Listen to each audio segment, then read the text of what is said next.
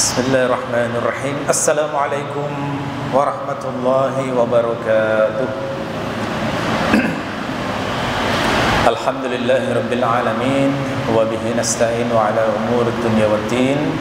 Wassalatu wassalamu ala sayyidil mursalin wa imamil muttaqin nabiyyina Muhammadin wa ala alihi wa sahbihi wa man tabi'ahu bi ihsanin ila yaumiddin. Allahumma inna nas'aluka 'ilman nafi'a wa rizqan thayyiban wa 'amalan mutaqabbala. Rabbana zidna 'ilma warzuqna fahma waj'alna minas salihin. Amma ba'du. Bapak Ibu jamaah Masjid Ibnu Sina rahimakumullah. Alhamdulillah kita bisa melanjutkan kembali kajian kitab Al-Arba'in An-Nawawiyah setelah libur selama Ramadan dan beberapa pekan setelah beberapa hari setelah hari raya.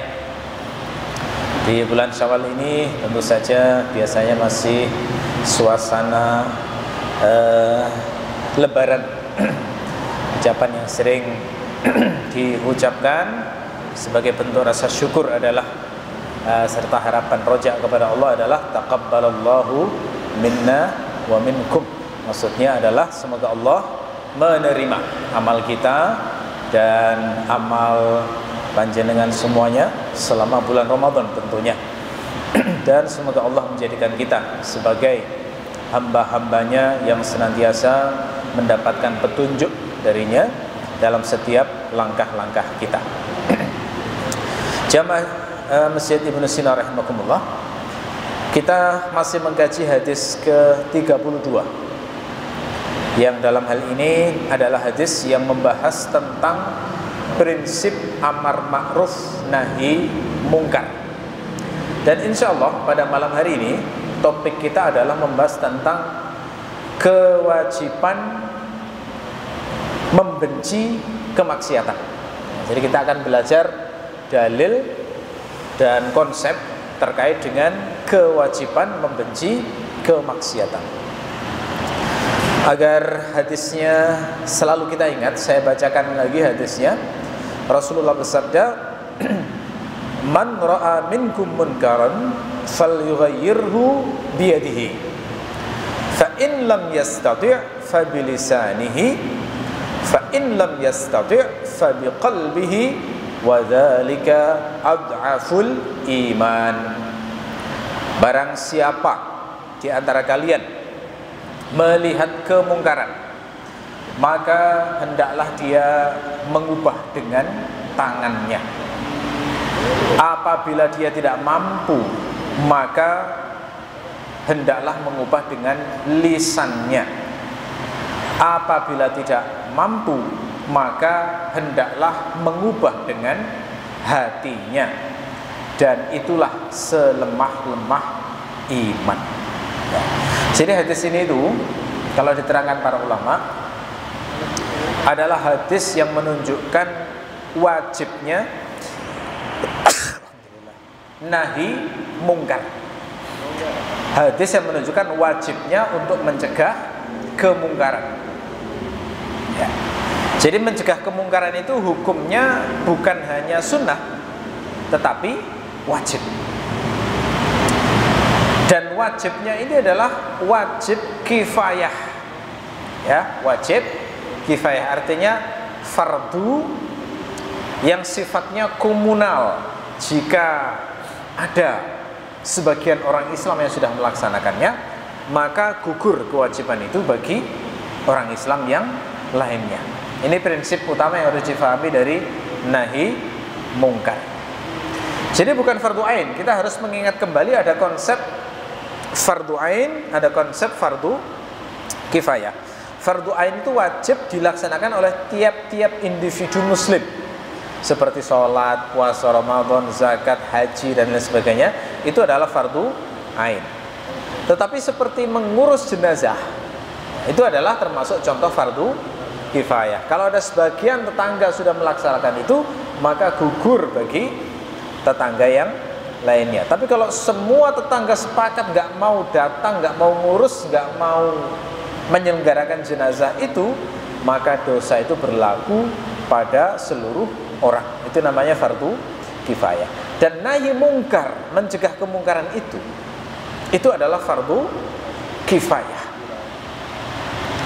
Kalau sudah ada yang melakukannya, maka gugur bagi kewajiban bagi kaum muslimin yang lain. Nah, kemungkaran di negeri kita itu kan banyak sekali ya.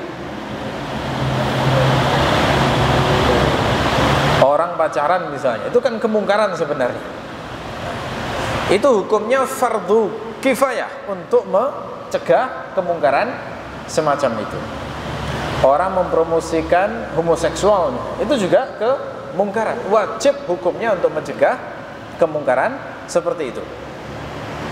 Orang jualan khamr misalnya, di kafe-kafe sekarang kan banyak ya, dan bahkan terang-terangan hari ini itu sebenarnya adalah kemungkaran yang hukum asalnya adalah wajib untuk mencegah dan menghilangkan kemungkaran tersebut.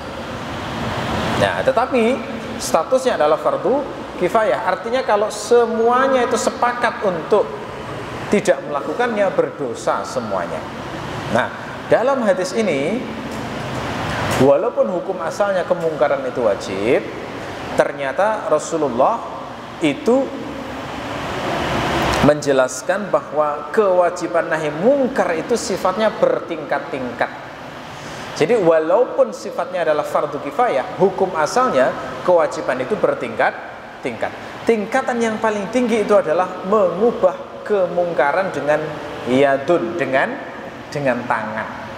Mengubah tangan dengan tangan itu bagaimana? Ini bisa dimaknai hakiki, bisa dimaknai majasi. Mengubah kemungkaran dengan tangan hakiki itu bagaimana?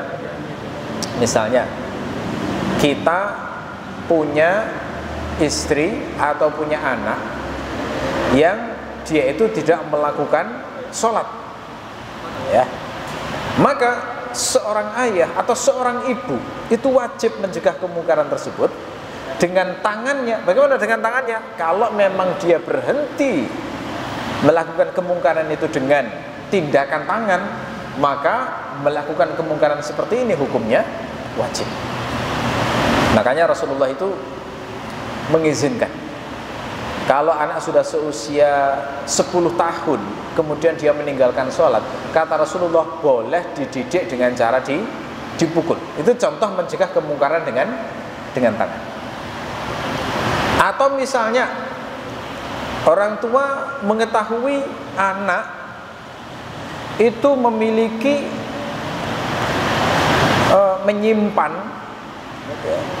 menyimpan khamr misalnya.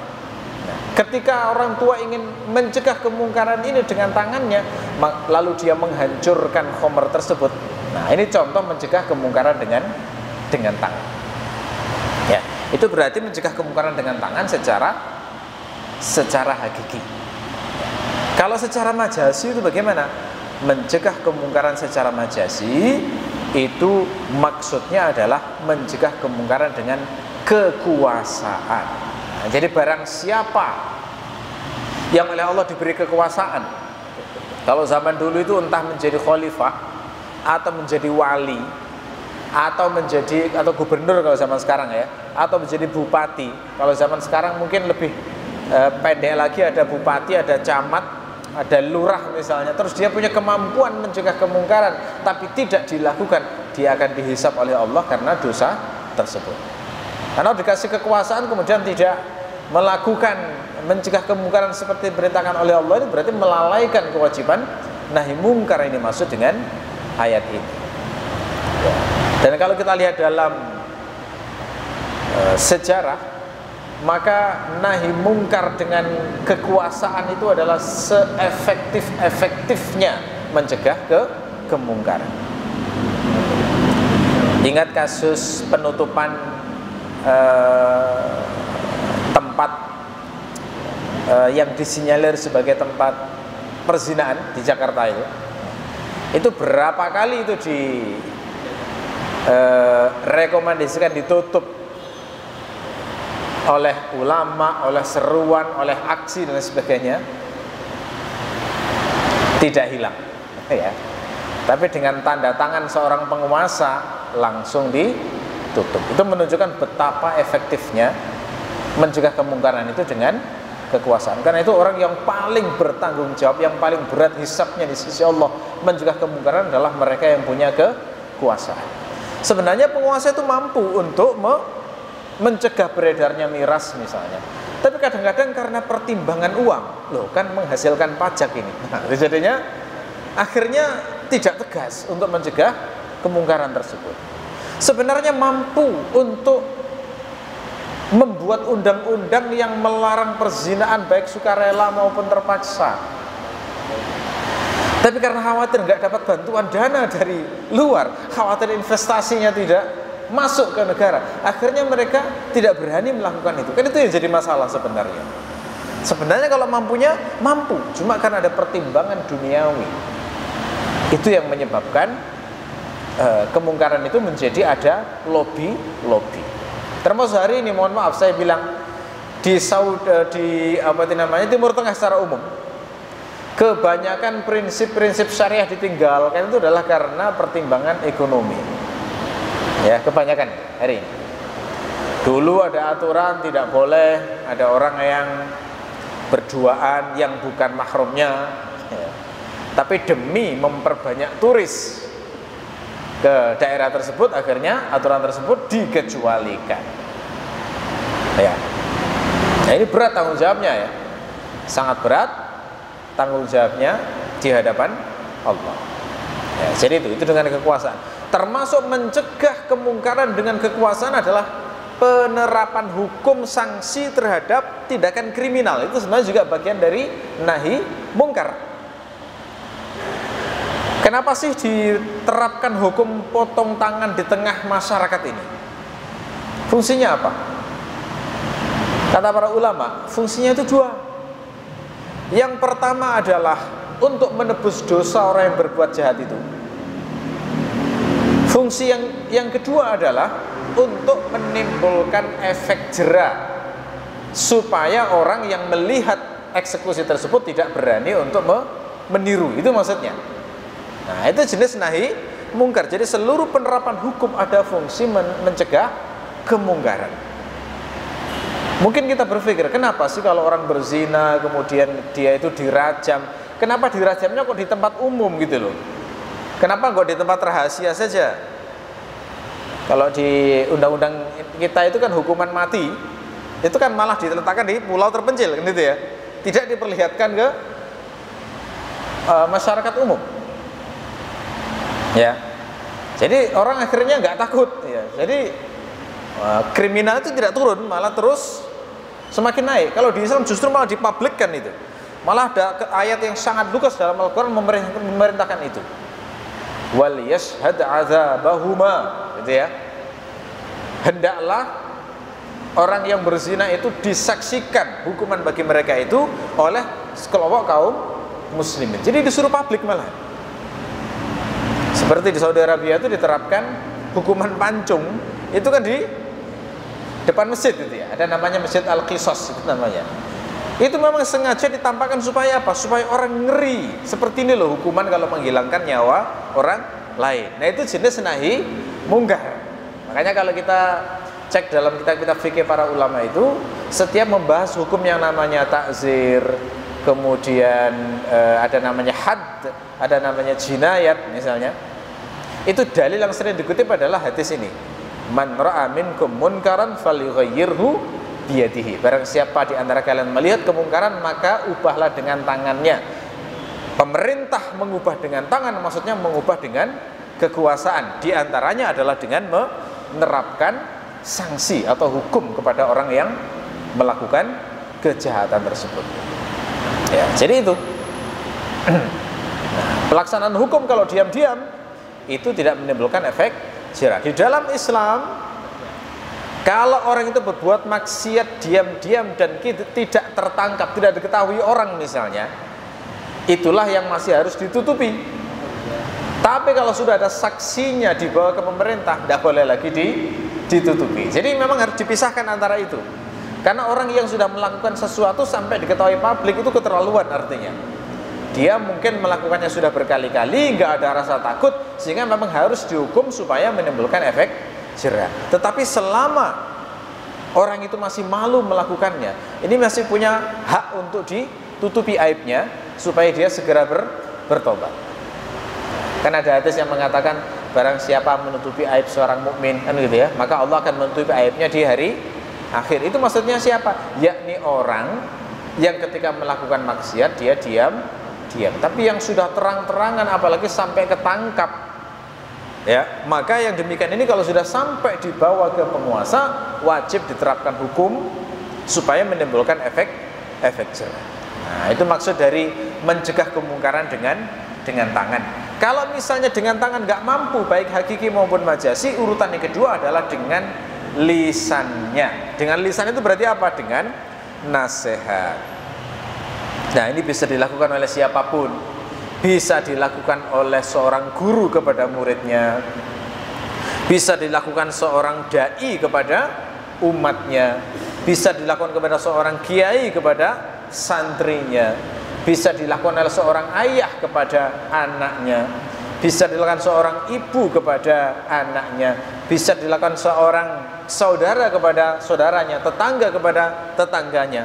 Siapapun pokoknya punya lisan, itu dia bisa melaksanakan kewajiban ini. Bahkan di zaman sekarang, buat status itu sudah bisa melaksanakan jenis mencegah kemungkaran dengan lisan. Karena tulisan itu semana dengan lisan. Bahkan media sosial sekarang itu lebih dahsyat dari lisan. Kenapa saya katakan lebih dahsyat? Orang zaman dulu kalau ngomong kayak begini ya, setelah itu kan hilang ya. Ngomong itu hilang, mungkin dilupakan atau sudah tidak ada jejaknya. Tapi zaman sekarang orang ngomong tulisan itu tidak hilang, itu terus tersimpan di medsos, di internet terutama ya. Dan daya sebarnya itu bisa seluruh bumi itu, ya kan? Zaman dulu kalau ngomong mungkin terbatas ke audien yang di sekitar situ, terus disampaikan ke orang lain dengan cara getok tular. Tapi zaman sekarang orang satu kali buat status bisa menyebar ke 100 orang, ke 1000 orang, ke 10.000 orang, ke 1 juta orang, tergantung jumlah followernya. Maka kalau orang menggunakan medsos ini untuk mengajak orang lain meninggalkan kemaksiatan, dia termasuk melaksanakan mencegah kemungkaran dengan lisan, ya. Nah, kalau dengan lisan tidak mampu, barulah Rasulullah mengatakan fa in lam yastati fa biqalbihi. Kalau tidak mampu, maka harus dengan hatinya, dan itulah selemah-lemah iman. Nah, untuk yang ketiga ini, itu hukumnya fardu ain. Nah, beda dengan yang dua sebelumnya ya. Jadi saya katakan tadi, kalau mencegah kemungkaran dengan tangan atau dengan lisan statusnya fardu kifayah, tapi dengan hati itu hukumnya fardu ain, bukan fardu kifayah. Jadi minimal mukmin itu harus mengingkari dengan hati. Kenapa kok yang pertama kedua itu fardu kifayah sementara hati fardu ain?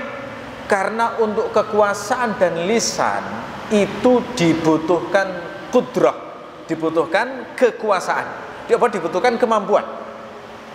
Bagi orang yang tidak dikasih kekuasaan oleh Allah, tidak bisa melaksanakan perintah nahi mungkar pakai kekuasaan. Bagi orang yang tidak dikasih otoritas oleh Allah, maka dia tidak bisa melaksanakan nahi mungkar dengan tangan. Bagi orang yang kalau ngomong khawatir ditangkap kemudian disiksa atau dibunuh, berarti dia tidak punya kekuasaan untuk, nggak punya kemampuan untuk nahi mungkar dengan lisan, ya. Tapi untuk hati tidak ada yang bisa mencegah, gitu ya.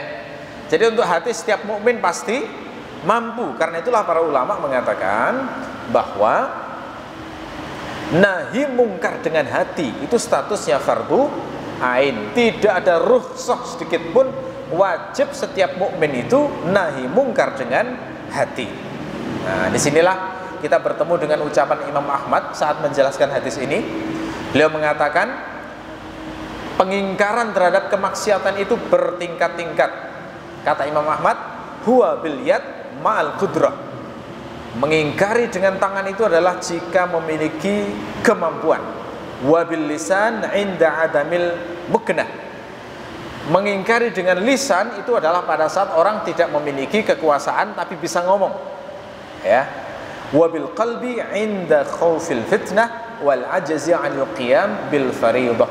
Dan dengan hati adalah dalam kondisi orang khawatir fitnah, maksudnya khawatir dirinya binasa atau hartanya dirampas atau kehormatannya dilecehkan dan tidak mampu untuk melaksanakan kewajiban, maka barulah dia mengingkari dengan hati. Jadi ya. Nah, bagi siapapun yang mengingkari kemungkaran itu dengan hati, maka ada hadis, maka dia itu seperti tidak menyaksikan kemungkaran tersebut.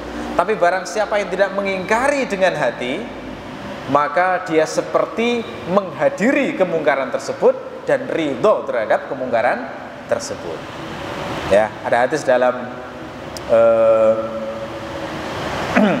riwayat Abu Dawud yang bermakna seperti itu. Saya bacakan di sini ya riwayatnya.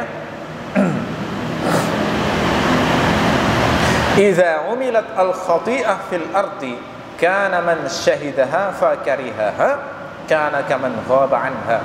Jika sebuah dosa dilakukan di muka bumi, maka orang yang menyaksikannya, yang mengetahuinya, lalu dia membencinya, maka dia seperti tidak menyaksikannya. Wa man ghaba anha faradiyaha kana kaman syahidaha. Barang siapa yang tidak menyaksikan kemaksiatan itu tapi ridho dengan kemaksiatan tersebut, maka dia seperti orang yang menyaksikan kemaksiatan tersebut. Nah, ini menunjukkan bahwa pembedanya terletak pada kondisi hati, membenci kemaksiatan tersebut ataukah tidak. Nah, jadi kalau kita mendengar kemaksiatan itu jangan dibuat guyon, harus benci itu ya. Kan masih sering ya orang ketika jelas-jelas kemaksiatan itu malah dibuat bercanda. Ini saya khawatir ini hilang, pengingkaran dengan hati itu jadi hilang itu. Zaman sekarang masih sering itu. Terpengaruh oleh, bahkan dijadikan stand up komedi ada itu. Saya tahu ada seorang komedian yang sengaja mengangkat isu-isu tentang homoseksual untuk ditertawakan. Kalau kita sudah menertawakan sebuah kemungkaran, bukan lagi membencinya, itu khawatirnya sudah masuk di sini, yakni ridho terhadap kemaksiatan. Ya, nah ini harus berhati-hati karena ini hal yang halus yang jarang diperhatikan oleh orang. Hadis ini sekaligus menunjukkan kepada kita bahwa mengingkari dengan hati itu adalah kewajiban yang tidak membedakan apakah kita ini lemah ataupun kuat, dan ini adalah kewajiban minimal yang tidak pernah gugur dari mukmin manapun. Ya.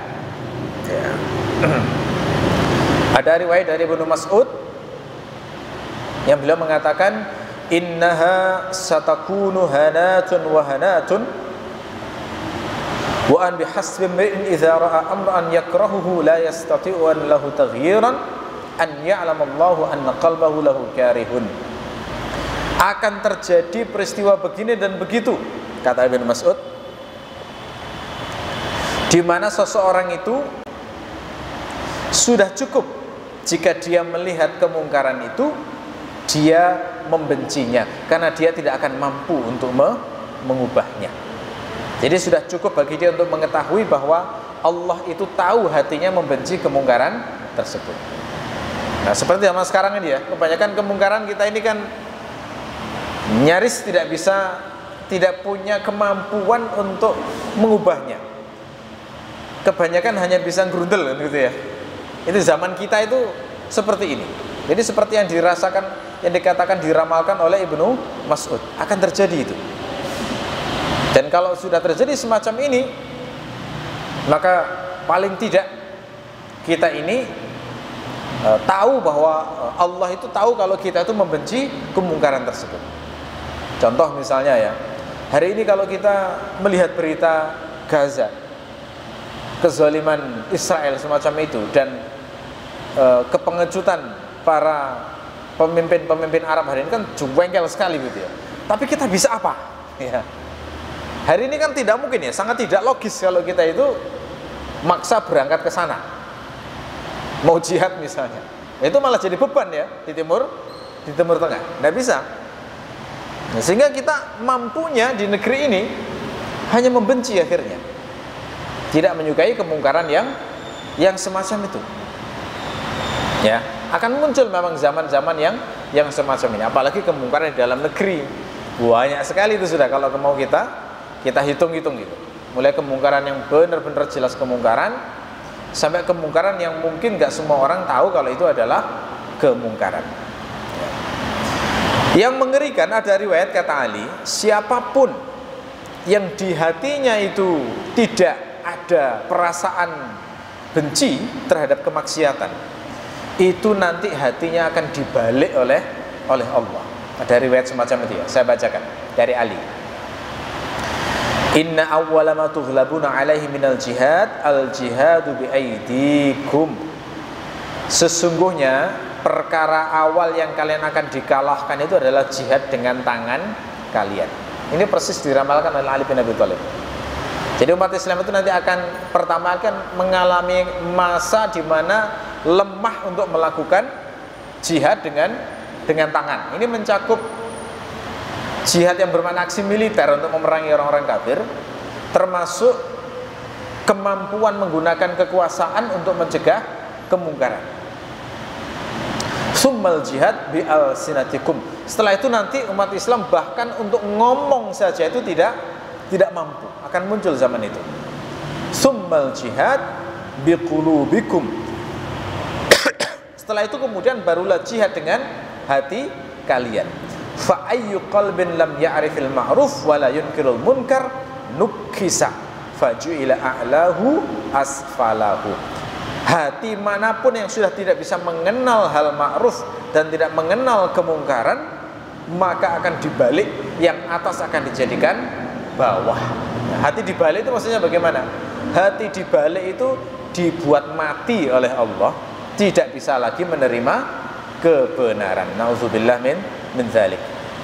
Jadi ini kata Hudzaifah, beliau mengatakan, Hudzaifah sahabat Nabi itu pernah ditanya begini, ma mayyitul ahya, orang mati tapi hidup itu bagaimana? Jadi ada istilah mayyitul ahya, matinya orang yang hidup, kelihatannya seperti hidup tapi aslinya mati. Gimana itu orang kayak begini? Kata Hudzaifah, man lam ya'rifil ma'ruf biqalbihi wa yunkirul munkar biqalbihi. Orang yang sudah nggak bisa mengenal amal soleh dengan hatinya dan tidak bisa mengenal kemungkaran dengan hatinya. Nah, ini hatinya orang kayak gini itu disebut sudah mati. Makanya minimal kita itu tahu kalau ini haram, kalau ini mungkar, kalau ini maksiat, minimal harus tahu.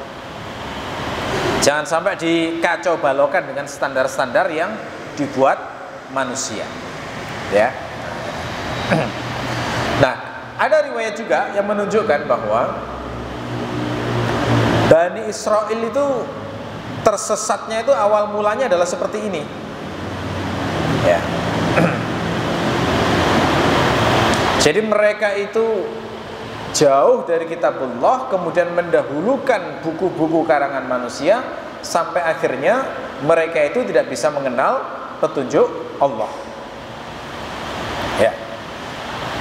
Seorang laki-laki yang bernama Idris bin Urqub pernah datang pada Ibnu Mas'ud kemudian berkata, wahai Abdullah, binasa orang yang tidak melakukan amar ma'ruf nahi mungkar.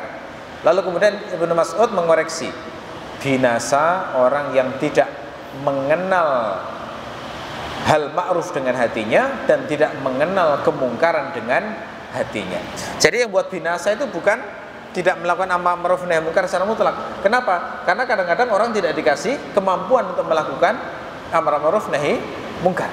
Tapi kalau sampai dengan hati saja tidak dilakukan, binasa betul itu. Kalau sampai dengan hati saja tidak dilakukan, maka akan binasa.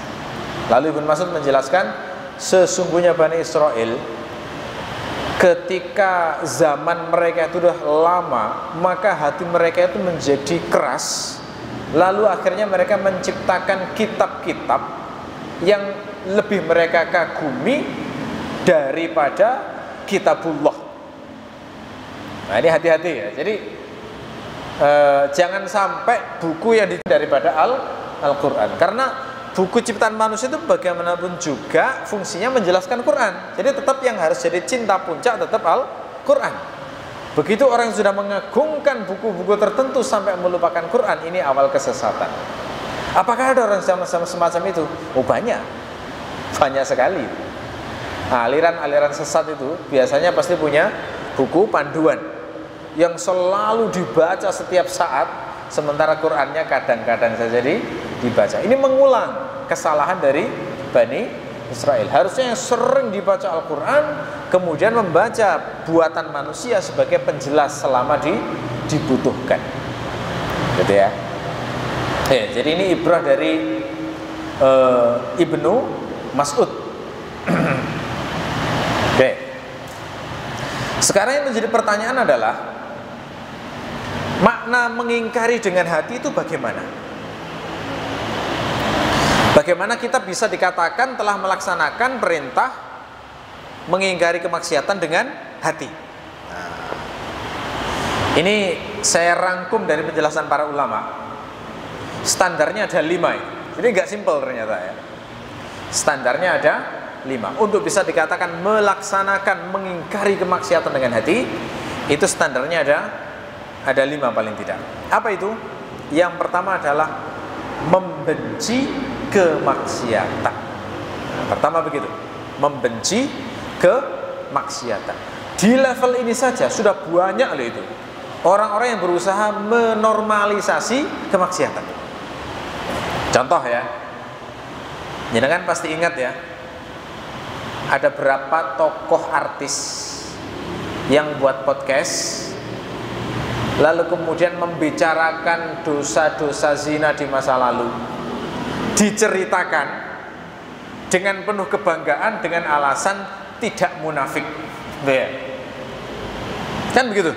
Jadi biasanya, loh, saya nggak munafik ya, saya pernah melakukan ini, terus ketawa-ketawa mereka. Ini artinya sudah berusaha untuk menormalisasi kemaksiatan. Sudah nggak ada lagi perasaan benci terhadap perbuatan maksiat tersebut. Malah dikasih istilah baru untuk menganggap itu positif. Apa istilah barunya? Jujur tidak munafik gitu ya. Sebenarnya kan tidak tahu malu itu istilah yang benar, bukan jujur. Yang benar adalah tidak tahu malu, maksiat kok dibanggakan. Ini kan gara-gara banyak faktornya itu ya. Kenapa orang-orang fasik begitu berani menceritakan kefasikannya? Sebabnya adalah karena pengingkaran kemaksiatan itu tidak intens dan hukum tidak diterapkan untuk tindakan kemaksiatan. Jadi orang nggak takut itu. Saya yakin andaikan korupsi itu dinormalisasi, orang bisa cerita korupsi dengan guyon itu nanti. Kan gitu ya. Jadi penyebab sesuatu dinormalisasi itu diawali dari itu. Ketika tidak ada yang menjelaskan itu adalah perbuatan nista, tidak ada yang mengingkari, kemudian tidak dihukum, lama-lama dinormalisasi, dibuat guyon akhirnya. Maksiat diguyonkan itu sudah tanda awal hendak dinormalisasi. Makanya kita harus peka. Setiap ada upaya untuk mengguyonkan maksiat, segera harus ditegur itu, biar tidak dianggap biasa. Pacaran hari ini itu sudah dianggap normal kan? Kenapa? Karena pelakunya banyak. Terus itu kisah-kisah tentang percintaan itu dikisahkan tanpa ada pengingkaran. Lalu orang lama-lama menganggap bahwa pacaran itu biasa di zaman sekarang. Ya, itu ya. Ketika ada pembicaraan gue punya cowok begini, itu gak ada mengingatkan bahwa perbuatan itu salah. Akhirnya dianggap normal. Sampai ketika orang tua itu mengetahui anaknya gak punya pacar, itu resah kadang-kadang. Loh, kamu kok belum punya pacar, kan gitu ya. Zaman sekarang tuh kayak begitu. Dianggap anaknya tidak laku. Ini kan gara-gara normalisasi pacaran itu tadi. Ya, nah ini. Termasuk homoseksual. Hari ini homo itu berusaha dinormalisasi dengan ide yang namanya hak asasi manusia. Gitu ya. Jadi orang itu ketika membicarakan tentang homoseksual, kemudian ada yang mengingatkan, mereka yang malah intens untuk mencela nasihat tersebut. Ya kan? Saya itu pernah mencoba, saya suruh sebagian mahasiswa untuk membuat konten mendakwai kaum penyuka sesama jenis itu di Facebook, di Instagram. Itu ternyata kan langsung ya, tindakannya itu seketika juga. Dari pihak Facebook, Instagram itu langsung menghapus postingan tersebut, kemudian mensanksi ya, orang yang memposting nasihat terhadap kaum penyuka sesama jenis. Jadi justru yang berusaha untuk menasehati kemungkaran tersebut itu yang malah dicegah gitu ya. Yang berusaha, yang intens sekali berusaha dicegah. Ini yang membuat akhirnya perbuatan tersebut itu lama-lama dianggap sebagai normal, sehingga orang yang menasihati dianggap orang yang rasis, orang yang tidak menghargai hak asasi manusia. Jadi dibalik sekarang itu. Ini kalau dari level ini saja tidak kita lawan, lama-lama maksiat itu dinormalisasi, tidak bisa lagi memunculkan kebencian terhadap kemaksiatan. Jadi ini yang pertama itu harus, hanya level ini saja tidak mudah untuk melaksanakan di zaman sekarang. Karena serangan terhadap nahi mungkar hari ini itu sampai level ini. Jadi berusaha menghilangkan kebencian orang beriman terhadap kemaksiatan. Ini unsur yang pertama yang harus muncul. Unsur yang kedua harus muncul adalah harus merasa sedih karena tidak mampu mengubahnya. Nah, jadi harus muncul khuznun, muncul hammun, galau banget gitu ya, sedih, ya Allah maafkan saya yang tidak bisa mengubah kemungkaran ini. Itu baru dikatakan mengingkari dengan hati. Nah kalau ada kemaksiatan malah ikut ketawa-ketawa, itu berarti tidak ada kesedihan, berarti belum melaksanakan inkarul munkar bil qalbi, itu mengingkari kemungkaran dengan hati ya. Ketika orang tua itu misalnya sedih dengan perilaku buruk anaknya, itu adalah cermin bahwa orang tua itu benar-benar membenci perilaku buruk anaknya. Tapi kalau orang tua itu tidak peduli, sedih saja tidak, itu tandanya memang orang tuanya tidak pernah membenci perbuatan buruk dari anaknya. Makanya kesedihan ini harus muncul ya. Ashabul Kahfi itu bisa sedemikian hebat sekali ketika mempertahankan imannya supaya tidak menyembah selain Allah. Itu di hati mereka itu karena ada kebencian luar biasa terhadap sesembahan-sesembahan selain Allah, dan mereka tahu mereka itu lemah untuk mengubah itu, sehingga memilih lari. Ada kebencian semacam itu yang termasuk mengingkari dengan hati ya. Jadi harus ada sedih.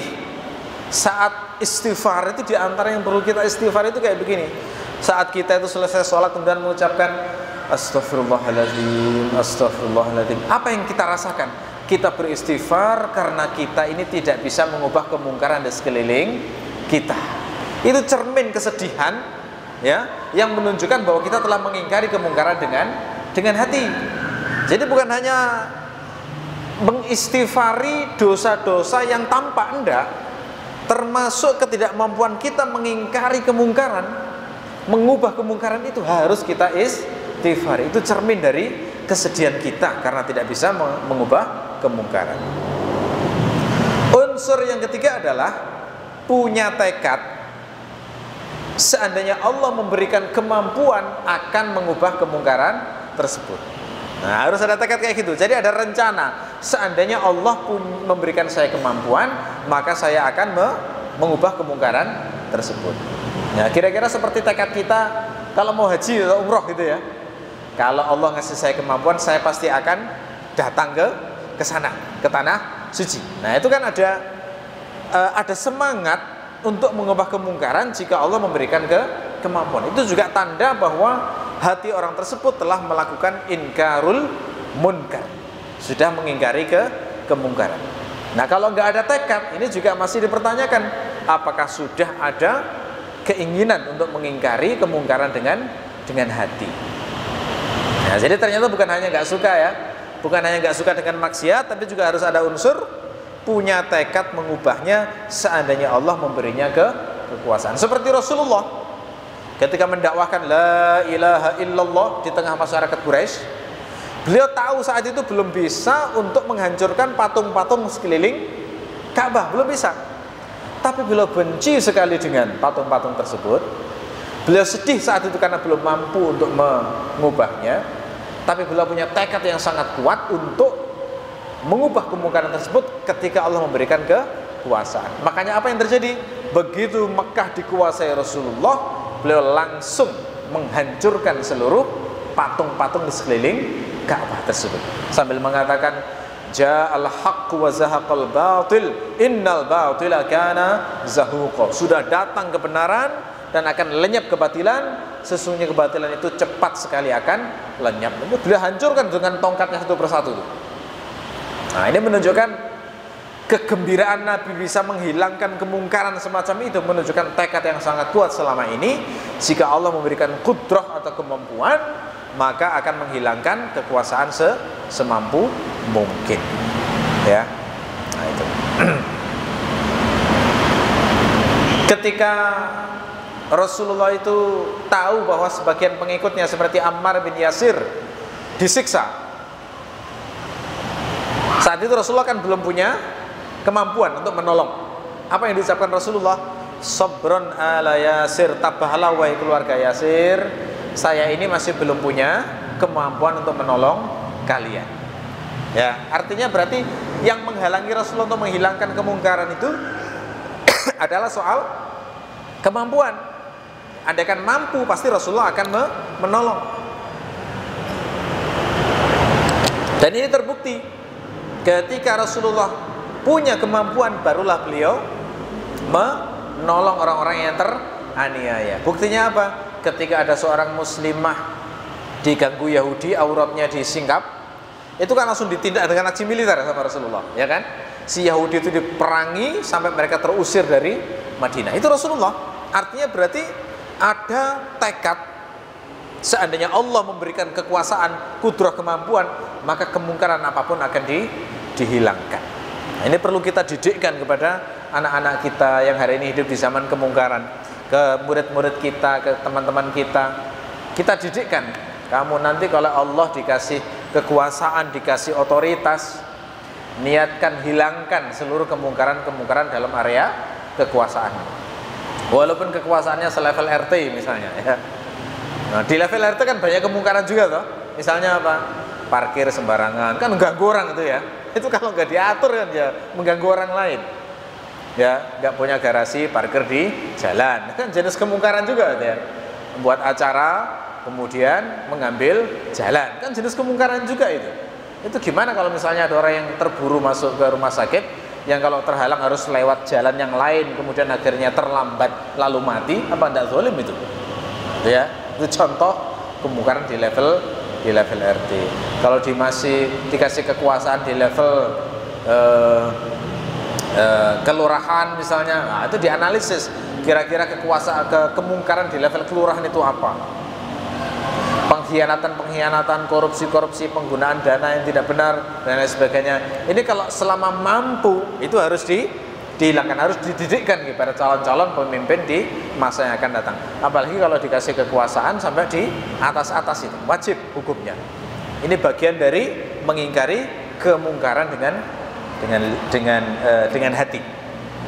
Unsur yang keempat adalah meminta supaya Allah mengubah kemungkaran tersebut. Jadi di hati bukan hanya diingkari gitu ya, tetapi di hati juga ada diungkapkan dengan doa, ya Allah, hilangkanlah kemungkaran ini dengan kekuasaan. Itu juga menunjukkan mengingkari dengan hati. Ya. Yang terakhir adalah meninggalkan tempat maksiat selama mampu. Jadi bukan hanya diam ya, tapi kalau misalnya mampu meninggalkan tempat maksiat tersebut, maka dia wajib meninggalkan. Kalau nggak mampu baru tidak apa-apa di situ. Ya, tapi kalau sudah selama masih mampu, itu bagian dari mengingkari dengan hati itu adalah dengan meninggalkan tempat maksiatnya. Zaman dulu itu ulama itu kalau diundang acara walimah misalnya, terus di acara walimah itu ada kemaksiatan, misalnya ada orang yang minum khamr, atau kalau zaman sekarang ada orang yang main judi misalnya ya, kan banyak ya tradisi orang zaman sekarang, ada acara walimah terus ada orang judi di situ ya. Orang ulama zaman dulu kalau tahu kemungkaran kayak gitu, sudah di depan walimah itu langsung pergi, nggak jadi masuk ke dalam. Itu bagian dari mengingkari dengan hati, walaupun nggak ngomong kepada pemilik acara. Nah, itu bagian dari mengingkari dengan hati, meninggalkan tempat maksiat. Nah, kalau masih tetap masuk, ini masih ada hisabnya itu. Apakah dia itu mengingkari dengan hati artinya?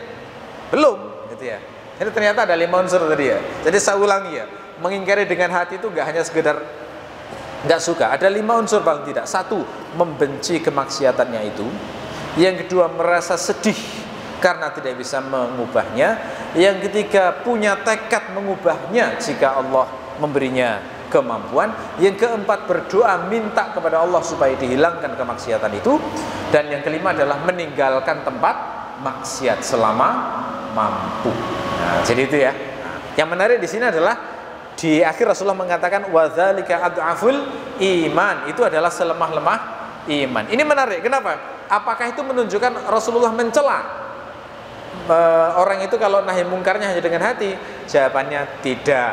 Ini bukan bentuk celaan. Kenapa? Karena banyak loh kondisi seorang hamba yang imannya agung tapi nggak bisa mengubah kemungkaran dan hanya bisa mengubah dengan hati. Seperti saya ceritakan Nabi ya, Rasulullah itu pernah nggak bisa menolong keluarga Yasir. Berarti Rasulullah kan hanya bisa membenci dengan hati, toh? Apakah menunjukkan Rasulullah imannya lemah? Enggak, bukan begitu. Maknanya bukan begitu. Ya, tapi maknanya ini adalah untuk menunjukkan bahwa mengingkari dengan hati itu adalah derajat iman yang paling rendah. Supaya apa? Supaya bersemangat memburu derajat iman yang paling tinggi. Nah, maknanya semacam itu, ya. Nah, jadi kalau sudah tahu kita seperti ini ketentuan-ketentuannya, kemudian kita itu saat melihat maksiat itu tidak ada keinginan sedikit pun mengubahnya, tidak ada kebencian sedikit pun dalam hati kita, maka yang semacam ini, kata Ibnu Hazm, orang semacam ini sudah tidak memiliki iman. Kata Ibnu Hazm, maksud ad'aful iman adalah wa dzalika ad'aful iman laisa wara'a dzalika minal imani syai'un. Jadi orang sudah dikatakan enggak punya iman sedikit pun kalau mengingkari dengan hati saja dia tidak melakukan. Nauzubillah min dzalik. Semoga Allah menjadikan kita termasuk hamba-hamba yang bisa melaksanakan perintah ini sebaik-baiknya, minimal bisa membenci kemaksiatan, mengingkari dengan hati sebagaimana dijelaskan oleh para ulama standar-standarnya. Saya kira cukup, mudah-mudahan bermanfaat. Kita akhiri, subhanakallahumma wa bihamdika asyhadu an la ilaha illa anta astaghfiruka wa atubu ilaik. Wassalamualaikum warahmatullahi wabarakatuh.